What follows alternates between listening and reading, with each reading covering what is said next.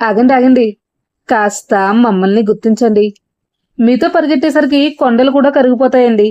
అసలే వరలక్ష్మి వ్రతం కదా అని లక్ష్మి అనుగ్రహం కోసం ఇంటిని మొత్తం దులిపేశాను.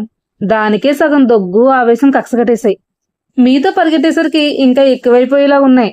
కొంచెం మమ్మల్ని పట్టించుకోండి. మీకు ఒక విషయం చెప్పమంటారా? ఉదయాన్నే ఒక కల వచ్చిందండి.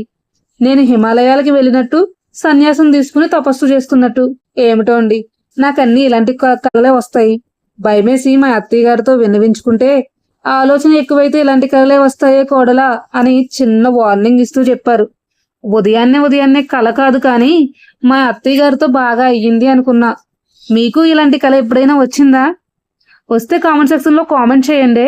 మన కర్రీ కూడా చాలా అద్భుతంగా వచ్చింది, చాలా రుచిగా కూడా ఉంటుంది. ట్రై చేయండి.